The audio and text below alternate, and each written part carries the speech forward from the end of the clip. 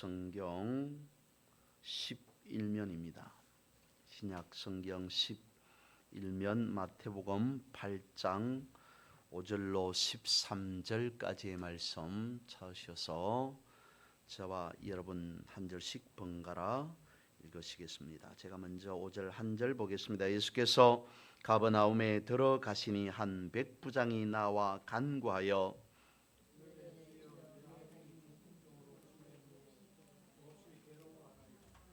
이르시되 내가 와서 고쳐 주리라.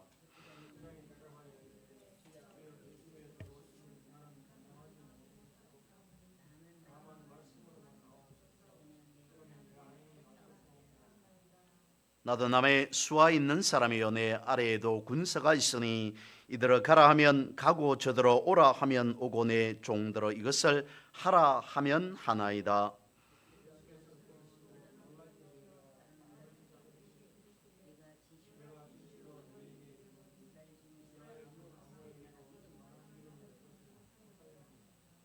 또 너에게 이르노니 동서로부터 많은 사람이 이르러 아브라함과 이삭과 야곱과 함께 천국에 앉으려니와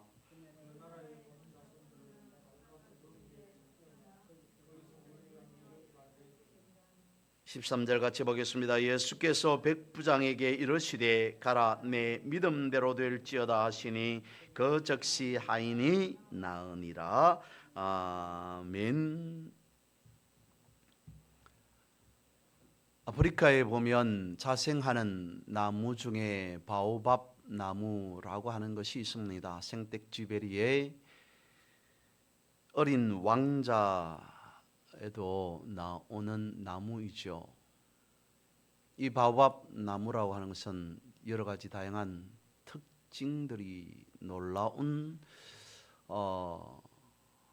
특징을 가지고 있는 나무이기도 합니다. 그 크기며 생긴 모양이며 또한 수명 이런 것들은 말할 것도 없고 그 나무에는 엄청난 많은 양의 물이 있다고 합니다.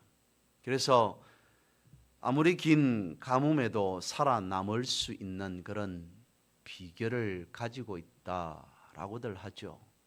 여러분, 우리의 영혼, 육은 주님 안에 있을 때에 주님의 생명수를 마실 때에 살 수 있는 비결을 가지고 있다라고 하겠습니다. 즉, 주님 안에 엄청난 생명의 비결이 있다는 거죠. 주를 믿는 믿음으로 살아갈 때 이 비결을 우리가 목도할 수 있다라고 하겠습니다.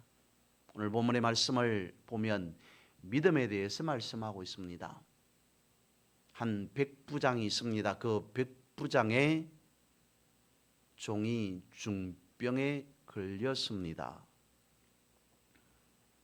예수님께서 그 중한 종의 중한 병을 고치셨다라고 하는 익히 우리가 잘 아는 유명한 일화이죠. 오늘 본문에 기록되어져 있는 백부장은 유대인 이스라엘 백성이 아닙니다. 이방인입니다. 당시에 이스라엘은 로마가 지배하고 있었기에 본문에 드러나는 백부장은 갈릴리 가버나움을 다스리는 지휘관입니다. 막대한 권력을 가지고 있습니다. 로마 황제의 명을 따르게 그의 권세는 엄청나다라고 할 수 있습니다. 그의 종 한 명이 중풍에 걸렸습니다. 백부장인 그가 소문 듣기로 예수님께서 가버나움으로 오신다라고 하는 소문을 듣고 예수님을 찾아가서 자신의 종을 고쳐달라고 간청합니다. 주님께서 쾌히 승낙을 합니다. 직접 예수님께서 찾아가셔서 백부장의 종을 고쳐주겠다라고 말씀을 하시는데 백부장은 마다합니다. 가시는 것이 아니라 주님께서 지금 이 자리에서 이곳에서 말씀만 하시면 내 종이 나을 것입니다 라고 주님 앞에 그렇게 말합니다. 이 말을 들은 예수님께서 그의 믿음을 보시고 칭찬하셨더라 라고 말씀을 하시는 부분이죠. 예수님께서 이방인의 믿음에 감탄하셨다라고 하는 것이 오늘 본문의 내용입니다. 오직 믿음으로 라고 하는 찬양이 있죠. 그 가사를 보면 세상 흔들리고 사람들은 변하여도 나는 주를 섬기리. 주님의 사랑은 영원히 변하지 않네. 나는 주를 신뢰해. 오직 믿음으로 내가 살리라. 오직 믿음으로 내가 살리라 라는 가사로 이루어져 있습니다. 믿음에 있어서 주님 보시기에 백부장은 오직 믿음으로 사는 자라고 하는 것을 인정하고 있다는 것입니다. 그것이 오늘 본문의 10절 말씀에 기록되어져 있습니다. 내가 진실로 너에게 이르노니 이스라엘 중 아무에게서도 이만한 믿음을 만나보지 못하였노라. 주님의 마음속에, 주님의 머릿속에는 백부장을 만나고 있지만 이스라엘 백성들을 생각하고 있습니다. 그러면서 과연 이스라엘 백성들 중에 내 앞에 있는 이 백부장만한 믿음을 가진 자가 있을까? 이스라엘 백성들 가운데에서조차도 이만한 믿음을 만나보지 못하였다라고 주님께서 감격해하고 있습니다. 주님께서 놀라고 있습니다. 백부장이 엄청난 믿음을 가지고 있다는 거죠. 가히 하나님의 백성, 하나님께서 선택하신 선민이라고 자랑하는 저들보다, 유대인들보다 백부장이 훨씬 더 귀한 믿음을 가지고 있다라고 말씀하고 있습니다. 백부장이 가졌던 믿음이 도대체 어떤 믿음이었기에 주님께서 이다지도 내가 생전에 만나보지 못한 믿음이다 라고까지 말씀하시는 그였겠습니까? 그 내용을 보면 첫 번째, 백부장이 가진 믿음은 간구하는 믿음이었습니다. 5절 말씀을 다시 봅니다. 예수께서 가버나움에 들어가시니 한 백부장이 나와 간구하여 라고 말씀을 하십니다. 백부장은 종이 병들었을 때 예수님을 찾아가서 간청하였습니다. 내 종을 조금 고쳐주십시오, 낫게 해주십시오 라고 간구합니다. 자신이 병든 것도 아닌데 자신의 병을 고쳐주시라 라고 간구하는 것도 아닌 자신의 종이 낫기를 위해, 자신의 종이 고침받기를 위해 예수님을 찾아갔다는 겁니다. 흔한 일이겠습니까? 쉬운 일이겠습니까? 어쩌면 그는 백부장이었기에 자신의 종 한 명이 어떤 병에, 질병에 걸렸을지라도 모른 채 할 수도 있을 법합니다. 아니, 그렇지는 않더라도 나았으면 좋겠다라고 하는 그런 어진 마음을 품었다 할지라도 다른 사람을 시켜서 조금 고치게 해라 라고 명령할 수도 있었을 겁니다. 그럼에도 불구하고 그는 직접 예수님을 찾아갔습니다. 이것이 무엇을 말하겠습니까? 자신의 종의 치유를 위해 예수님을 찾아가서 예수님께 머리 숙여 부탁하였더라 라고 하는 것이죠. 결단코 쉽지 않은 일을 그가 선택했다는 것을 알 수 있습니다. 우리나라의 선교사 중에 언더우더 선교사가 있습니다. 그가 우리나라에서 선교를 아마 시작하면서 그런 일기를 쓰지 않았을까 싶은데 그의 일기 중에 이런 내용이 있습니다. 조선 땅에 보이는 것은 어둠과 가난에 묶여있는 조선 사람뿐입니다. 고통도 모르고 고통을 벗겨주려고 하면 의심부터 하고 화를 냅니다. 주여, 저희가 해야 할 일이 보이지 않습니다. 그러나 주님 순종하겠습니다. 순종할 때 주님이 일하시는 날이 올 줄 믿습니다. 머지않아 은총의 땅이 되리라는 것을 믿습니다. 오직 제 믿음을 지켜주소서라는 일기를 썼답니다. 언더우드 선교사의 이 일기 속에서 우리가 엿볼 수 있는 것은 무엇이겠습니까?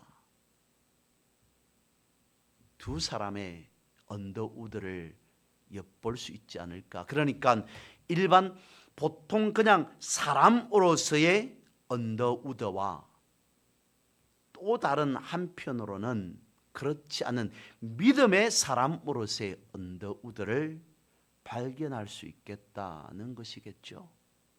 그런데 그는 전자를 선택한 것이 아니라 후자를 선택했습니다.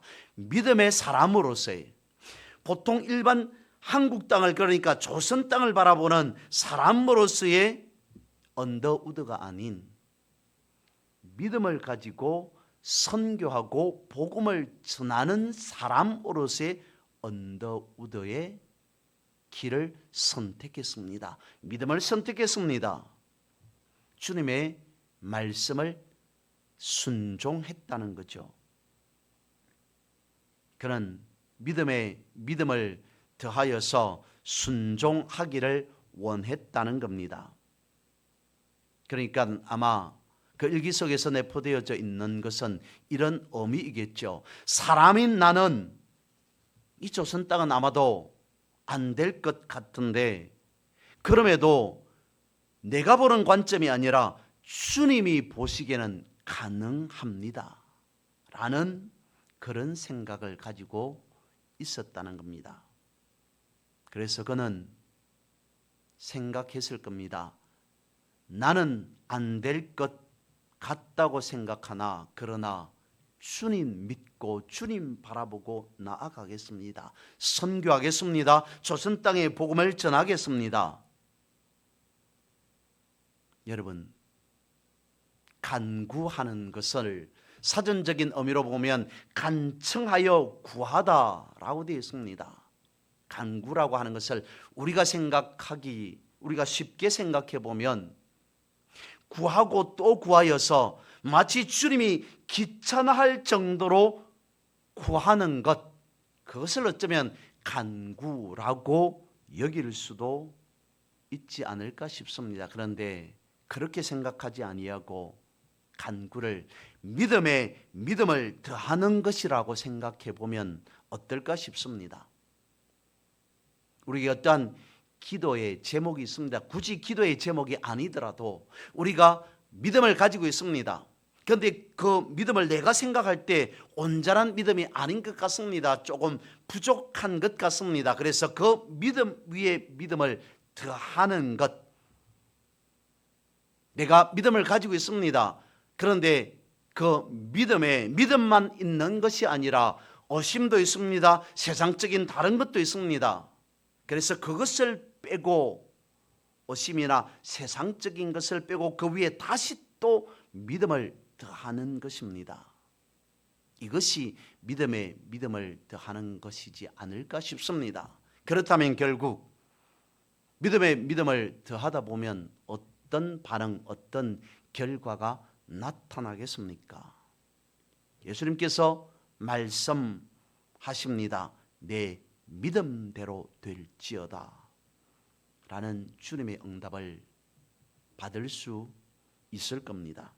두 번째로 백부장의 믿음은 겸손한 믿음이었습니다. 본문의 8절 말씀을 다시 봅니다. 백부장이 대답하여 이르되 주여, 내 집에 들어오심을 나는 감당하지 못하겠사오니 다만 말씀으로만 하옵소서. 그러면 내 한이 낫겠사옵나이다.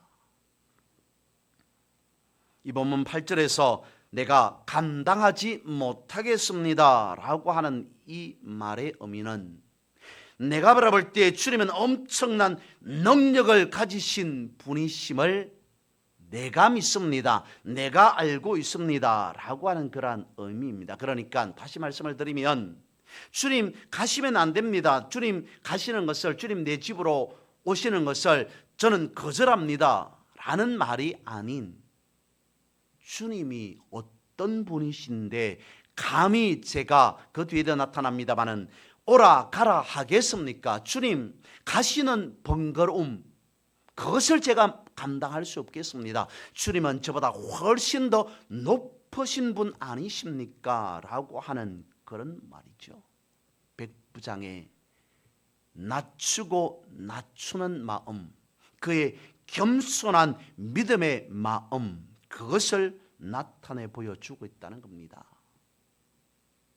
이스라엘을 지배하는 식민지 정령군의 장교로서 가지는 그러한 우월감, 그런 것이 충분히 있을 법도 한데 그는 그렇지 않았다는 겁니다. 예수님 앞에서 자신을 낮추고 또 낮추다라는 거죠. 주님은 어떤 집이든지, 누추한 집이든지 어떤 집이든지 가시는 분이신 줄 아마 그도 알았을 겁니다. 그렇다면 한 번 정도는 화려한 자신의 저택에 초대해서 마음껏 식사도 대접하며 여유도 가질 수 있도록 시간을 줄 수도 있을 법합니다. 그럼에도 불구하고 오히려 그는 그렇게 말합니다. 주님, 제가 주님 오고 가시는 것을 감당할 수 없겠습니다 라고 고백하고 있습니다. 주님은 그런 그의 겸손한 믿음을 칭찬하시면서 백부장의 종을 고쳐주셨다는 겁니다. 이와 비슷한 이야기가 마태복음에도 있고 마가복음에도 있습니다. 예수님께서 갈릴리 지역에서 복음을 전하시다가 두로와 시돈이라는 이방 지역을 가셨습니다. 예수님께서 제자들과 함께 이방 지역으로 가신 정확한 이유는 알 수 없습니다만 주님께서 뜻하신 분명한 목적이 있었을 겁니다. 당시에 예수님에 대한 소문은 이미 이방 지역에도 널리 알려져 있는 바였습니다. 그래서 예수님께서 어디를 가시든지 소문이 날 수밖에 없었습니다. 그때 한 가나안 여인이 예수님을 찾아왔습니다. 마태복음에서는 가나안 여인이라고 되어 있고 마가복음에서는 스로보니게 여인이라고 되어 있습니다. 이방 여인이라는 거죠. 이 여인은 자신의 딸이 귀신 들려서 예수님을 찾아가서 자신의 딸을, 귀신 들린 자신의 딸을 고쳐달라고 간청하기 위해서 예수님을 찾아갔습니다. 그러면 오늘 본문에서도 나타난 것처럼 주님, 제 딸이 귀신 들렸습니다, 조금 고쳐주십시오 라고 부탁한다면 긍정적으로 예수님이 대답할 법합니다. 그래 알았다 라고 말씀을 하시든지 아니면 지금은 바쁘니까 언제 시간을 정해서 내가 따로 찾아가겠다 라고 말씀하시든지 충분히 그렇게 말씀하실 법한데 주님의 반응은 의외였습니다. 여인을 당황하게 할 수밖에 없는 그런 말씀을 하셨습니다. 자녀의 떡을 취하여서 어떻게 개에게 주겠느냐라고 주님이 말씀하셨기 때문이죠. 여인은 황당했을 겁니다. 상처를 입었을 겁니다. 원망했을 겁니다. 주님의 그 말씀에 어쩌면 분노했을 수도 있을 겁니다. 그럼에도 여인은 예수님의 말씀을 그대로 받아서 말합니다. 예, 맞습니다. 개들도 주님의 상에서 떨어지는 부스러기를 먹지 않습니까? 이 여인의 말에는 자신의 간절함 그리고 자신을 낮추는 그러한 겸손한 마음이 전제되어 있다는 거죠. 예, 주님 말씀에 옳습니다. 저는 우상을 섬기는 이방 여인에 불과합니다. 자격이 없다는 것 잘 알고 있습니다. 그래서 주인의 상에서 떨어지는 부스러기라도 저에게는 과분합니다. 다른 사람이 아니라 주님께서 주시는 부스러기라면 그 부스러기 은혜라도 저는 충분합니다. 감사히 받겠습니다. 라고 그녀가 말했다는 거죠. 엎드리고 또 엎드렸다는 겁니다. 이 여인의 마음을 주님께서 보셨습니다. 주님께서 테스트하신 거라면 주님의 테스트에 이 여인은 무사히 통과되었습니다. 그 여인의 믿음을 보시고 주님께서 말씀하시죠. 여자여 내 믿음이 크도다. 내 소원대로 되리라 라고 말씀을 하셨습니다.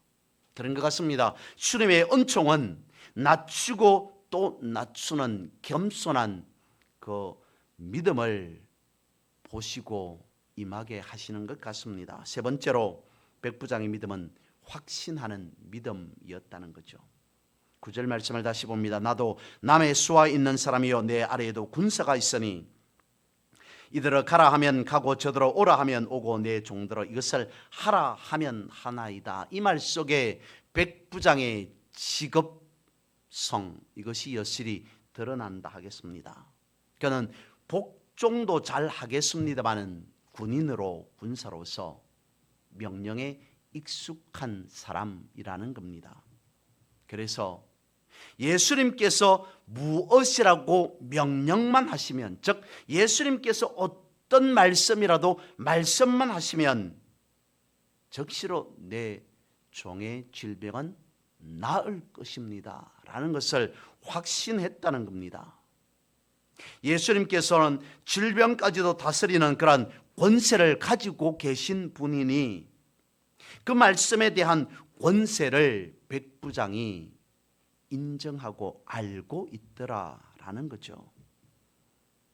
이스라엘 백성들이 가나안을 정복하면서 여리고 성을 함락한 사건은 매우 유명한 이야기가 되어지죠. 여리고 성을 무너뜨린 그 사건에 대한 제목을 붙인다면 믿음으로 전진하라라고 하는 말로 되지 않을까 싶습니다. 당시에 여리고 성이란 웬만한 공격에는 끄떡하지 않는 그러한 엄청나게 단단하고 튼튼한 성으로 알려져 있습니다. 요즘으로 치면 최첨단 방어 시설이라고 말할 수 있을 것 같습니다. 그러니까 그런 엄청난 성을 무너뜨리려면 역시 최첨단 무기가 있어야만이 여리고 성을 무너뜨릴 수 있다는 겁니다. 그런데 이스라엘 백성들에게 무기라고는 없습니다. 아무 무기가 없습니다. 그 중에 하나님께서 저들에게 명령하신 작전은 그야말로 황당한 작전이었습니다. 엄청난 여리고 성을 하루에 한 바퀴씩 그냥 돌기만 하면 된다. 물론 제7일에는 7바퀴를 돌아라 라고 말씀을 하셨습니다만 그냥 돌기만 하면 된다는 것이 하나님의 말씀이었고 하나님의 작전이었습니다. 여기에서 아무튼 말씀해 주고 있는 것은 무엇이겠습니까? 인간적인 어떤 수단, 인간적인 방법으로 여리고성을 무너뜨릴 수 없다. 하나님의 방법을 기다려라.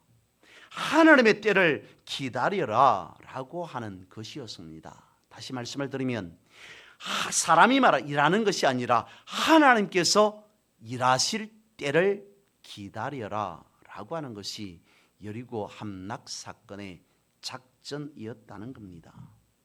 여러분, 하나님의 일은 하나님께서 하나님의 방법대로 하시는 것이 하나님의 일입니다. 하나님은 하나님의 사람을 통하여서 하나님의 정하신 때에 이루시는 것이 하나님의 일하심, 하나님의 역사하심이라는 겁니다. 여리고성을 무너뜨린다는 것은 인간의 방법이 아닌 하나님의 방법대로임을 저들에게, 이스라엘 백성들에게 기억하게 가르쳐 주고자 하였던 거라는 거죠. 짐 엘리어트라는 사람이 이런 말을 했습니다. 사탄은 적어도 세 가지를 확실하게 장악하고 있다.